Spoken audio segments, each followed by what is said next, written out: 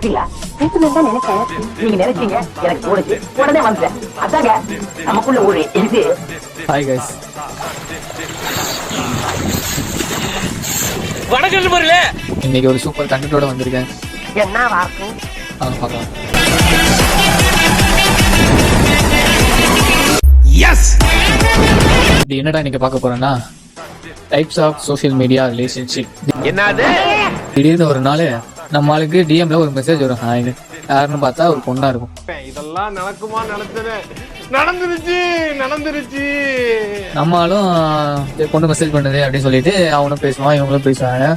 ஒரு 10 நாள் போயிருக்கும். இந்த 10 நாள் அப்படி ஒரு லவ்வா நினைச்சிட்டு, நீ தாண்டி என் உலகம், நீ தாண்டி எல்லாமே, என் மாமியார் என்ன பண்றாங்க, என் மாமனார் என்ன பண்றாங்க, அப்படி இப்படின்னு பேச ஆரம்பிச்சிருவாங்க.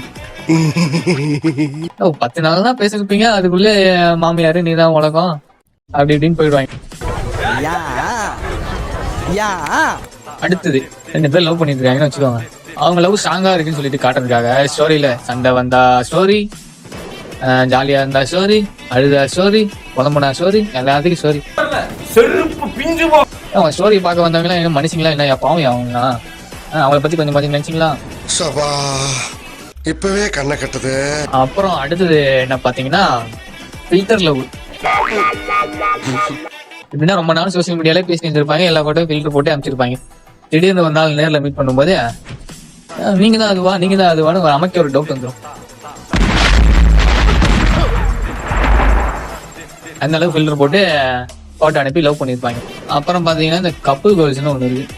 என்னன்னு பாத்தீங்கன்னா, நம்ம என்ன பண்ணுவாங்க, இந்த சோசியல் மீடியாவில் வந்து பாத்தீங்கன்னா இந்த 100 ரோஸ் வச்சு ப்ரொபோஸ் பண்றது, 1000 ரூபாய்க்கு டெய்ரி மில்க் வாங்கி தரது, அப்புறம் இந்த மேல இருந்து இந்த பூலாம் கொட்டுவாங்களே அதே மாதிரி பண்றது, இதெல்லாம் எனக்கும் பண்ணு அப்படின்னு சொல்லி சோசியல் மீடியா பார்த்துட்டு நம்ம உயிர் வாங்குவாங்க. எனக்கு வருத்தம்ப்பா, எனக்கு ரொம்ப வருத்தம். அடுத்த டைப் என்னன்னு பாத்தீங்கன்னா, ஒரு 10 நாள் தான் லவ் பண்ணிருப்பான், 11வது நாள் பிரேக்கப் ஆயிருக்கும்.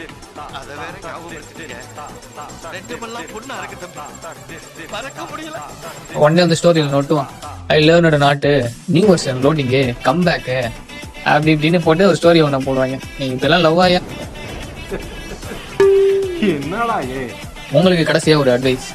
தம்பி, காமெடி வேண்டாம், நான் சொல்லிட்டேன், நானு காமெடி பண்ணாத.